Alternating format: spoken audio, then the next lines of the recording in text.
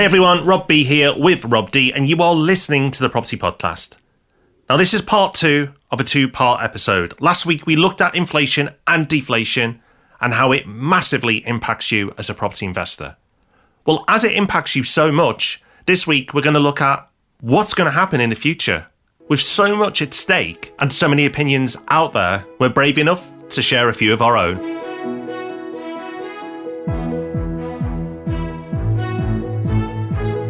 Welcome to the Property Podcast, where every Thursday morning property investors come to be informed and inspired.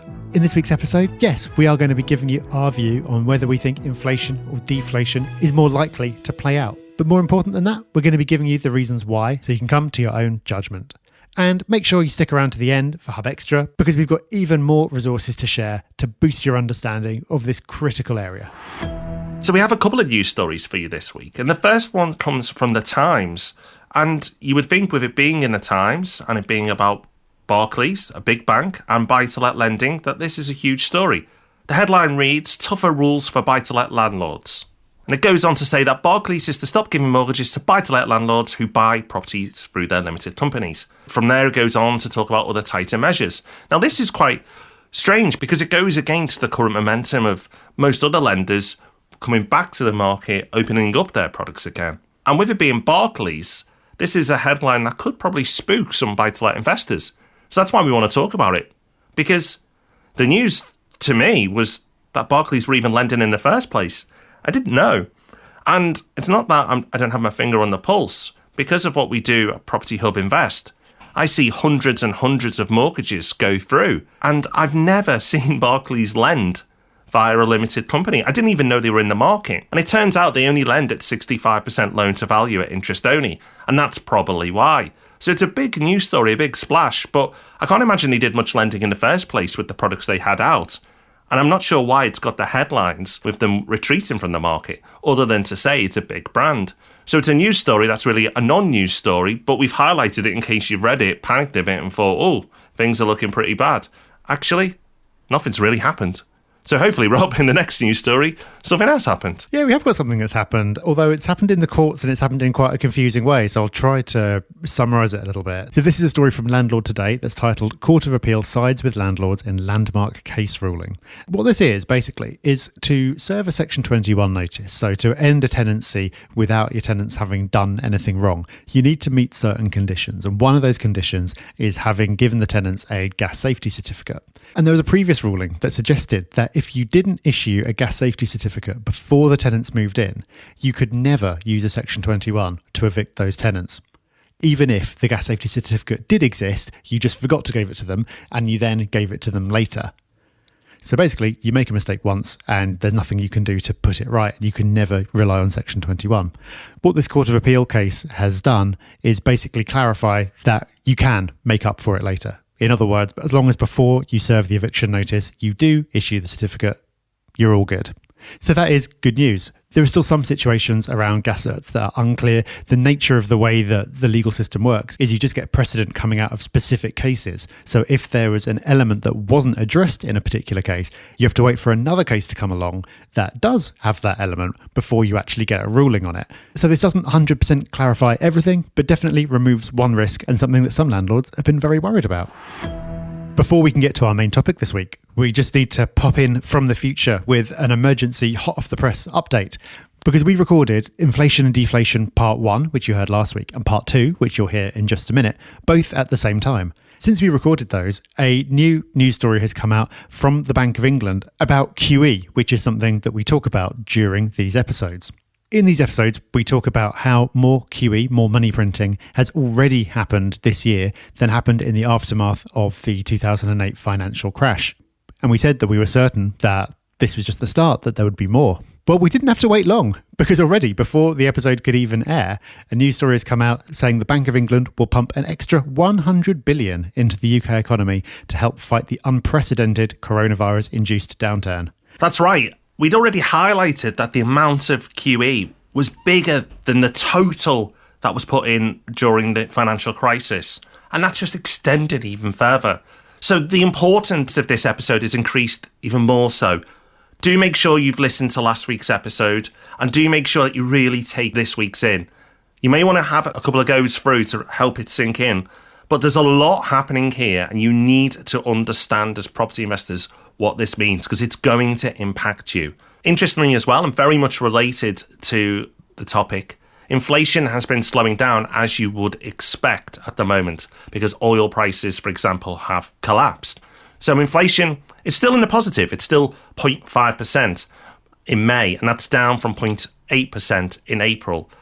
You'd expect it to fall a bit further in the short term, but what happens next? Well, that's coming up in the episode. Are we heading for inflation or deflation? We've already seen that inflation can be great for property investors and deflation can be damaging. So you need to know which one we're likely to be headed for.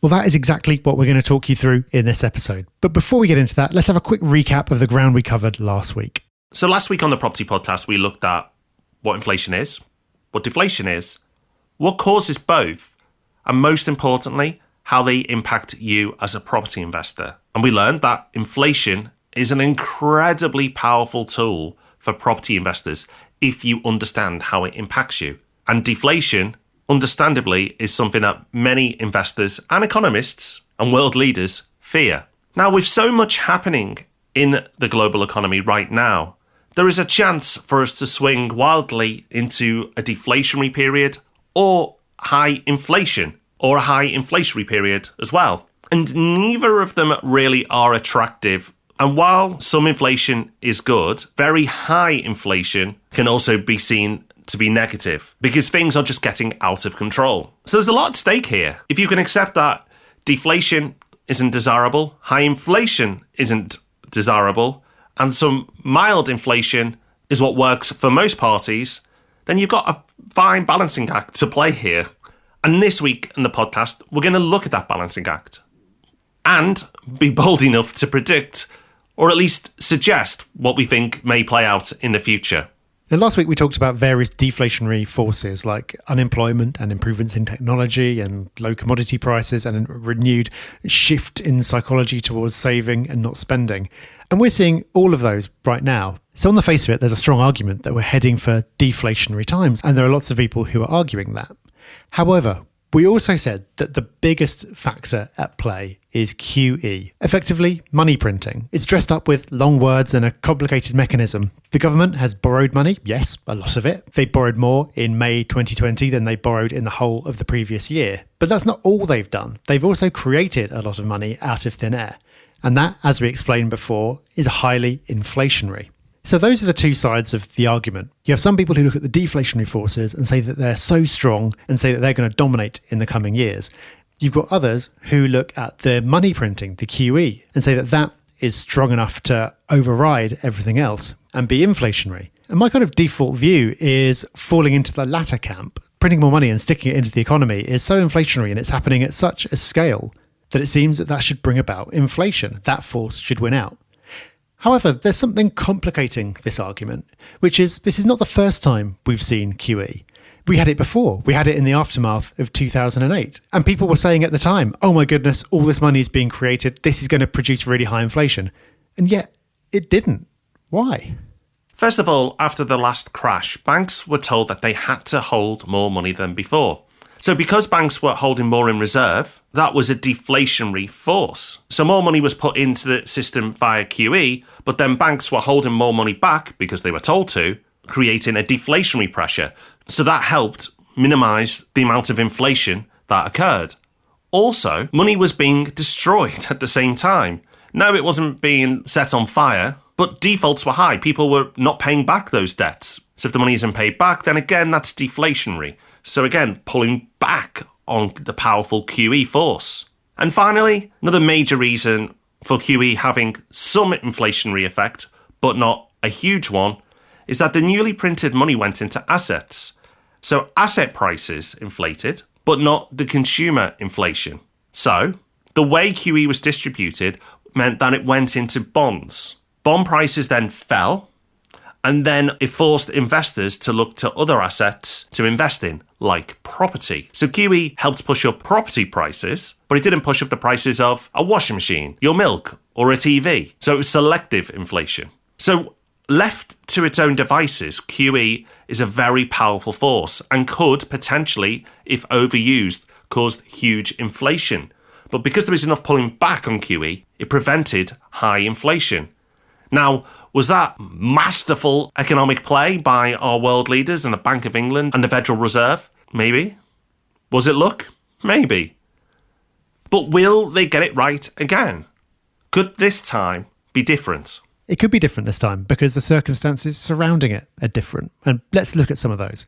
First of all, there's the raw amount of money being created. In the aftermath of the last financial crisis, there was QE of about £575 billion. There was some in 2009, there was some more in 2012.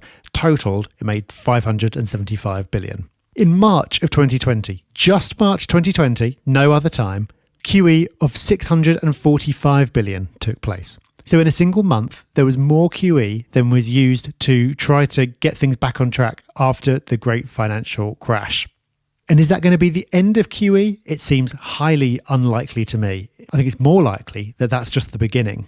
So even if nothing else, the scale of QE is bigger. And it certainly seems naive to think that you can just pump infinitely more and more money into the economy without it being inflationary. You've also got the fact that money isn't being destroyed at the same time. So like Rob said, after the last crash, you had loans that were being written off and not repaid at all. You also had loans that were being repaid, which actually decreases the amount of money in the system. It's hard to understand without getting into fractional reserve banking, but effectively people repaying loans destroys money. So that was a force that offset the creation of new money. That's not happening this time. At the moment, banks are still lending. Banks are in a much stronger position this time. So rather than the banks being given newly created money and then just hanging on to it, they're more likely to lend it out. Every time they lend it out, they're multiplying that new money. So that 645 billion we've already seen could end up being a whole lot more. Then there's the matter of where that money goes. Again, like Rob said, the way that that money was created and distributed last time, it ended up going into assets. So the majority of the money that was created never actually went anywhere near what you'd call the real economy, as in everyday people earning money and spending it on goods and services. It just went straight into asset prices. So you did have asset price inflation, but you didn't have consumer inflation. This time, there's still some of that going on, but there are different mechanisms at play as well. More of the money that's being created is going into the real economy. In other words, it's going to end up in the pockets of people like you and me. Now, the mechanism by which it happens is complicated and it's a bit different in the US from the UK, but essentially we're seeing loans to businesses that we weren't seeing before. Businesses are being loaned huge sums of money to keep them afloat. The government is directly paying people's wages in the form of the furlough scheme. So that's money going into individuals' pockets that otherwise wouldn't have been. In the US, they're even making direct payments to households. So they're literally creating money, writing checks and sending it to people in the hope that they'll spend it. So this is very different from last time. Before, the new money ended up sitting in banks and going into assets. This time, that's still happening, but more of it is ending up with individuals. So that doesn't mean it's inevitably going to be inflationary, but it does mean that just because QE didn't produce high inflation last time, you can't say that it's not going to this time. So to geeks like us, this is fascinating. But what does it all mean? What's the outcome of all this? Well, initially, there will be a lack of inflation because of lower demand. The world is struggling economically right now. So therefore, there are a lot of deflationary pressures in place. And a lot of this money that has been pumped into the system hasn't begun to work its way through yet. But it will.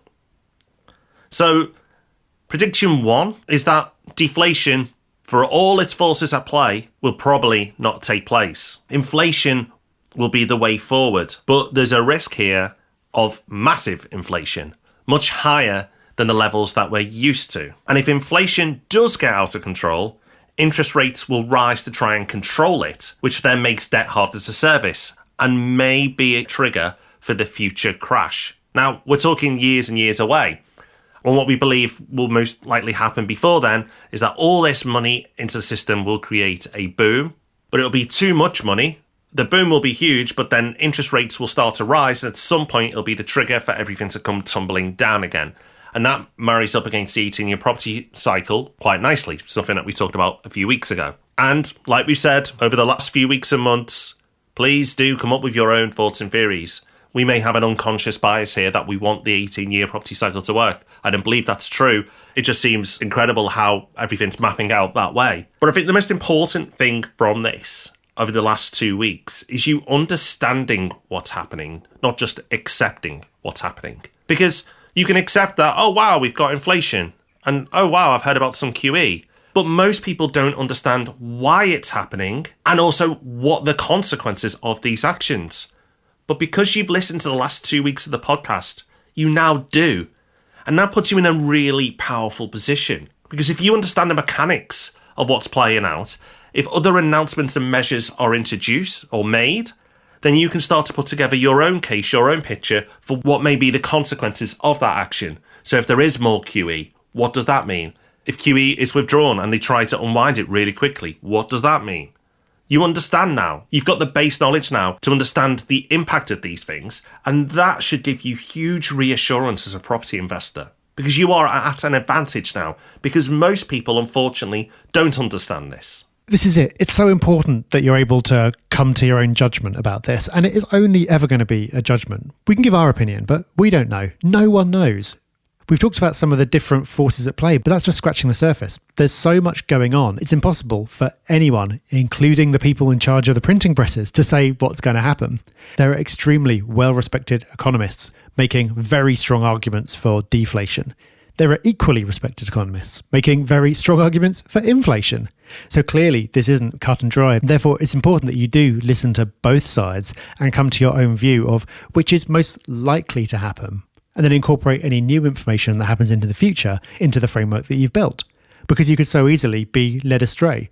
You could happen to listen to one very convincing person talking about why there's bound to be deflation for the next decade. And if you believed that, then you wouldn't invest in property, because all the forces that make inflation useful for property investors will be working against you. And that could be the right thing to do, but it could also be completely the wrong thing to do. You could miss out on creating vast amounts of wealth because you've only listened to one side of the argument and you didn't have the tools to come to your own more balanced view about what's likely. But now you do. These have been a very dense couple of episodes. You might want to go back and listen to parts again. So if you've gotten this far through part 1 and part 2, well done. This is a big topic and there's a lot to go through and understand here. You might want to go through and listen again if it's not all sunk in yet. But the main thing is, if you have persisted and you've got this far and you've listened to this much, we've got high hopes for you. Most people just don't care enough to understand what's happening around them. But you do. And that honestly sets you apart from most other property investors. So while these topics can be big, scary, and sometimes a little intimidating, the fact that you are taking the time to build on your knowledge puts you in such a strong position. Congratulations. Time now for Hub Extra, that part of the show before we finish where we like to give you that little bit more. And is backed up with a Hub Extra email that hits the inboxes of Property Hub members every Friday morning. This week, not just one resource, but several, because in the course of putting this pair of episodes together, we've done a lot of reading and watching and listening to help us understand this ourselves and come to a view about what we think is likely to happen in the future. And maybe what we've given you is enough. For many people, it will be. But if you do want to go a little bit deeper and understand this in even more detail, we're sharing some of the resources that we've been using. So in there is a short video from the Bank of England about quantitative easing. If you're not confident about how all that works, that video will make it a lot clearer. There's also a couple of podcast episodes from other people that we listen to, and an extremely long article that looks highly intimidating, but actually does a brilliant job of setting out quite simply much of what we've talked about, and it comes at it from a US perspective as well.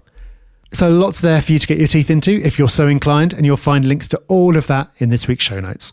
So we've given you plenty to be occupied with, but if that isn't enough, then you can check out all our social channels at Property Hub UK. You'll find us on Instagram, Twitter, Facebook, and of course there's the YouTube channel as well. Loads to sink your teeth into. And of course we'll be back next week with Ask Rob and Rob and the Property Podcast. So until then, take care everyone. Have fun. Bye-bye. Bye-bye.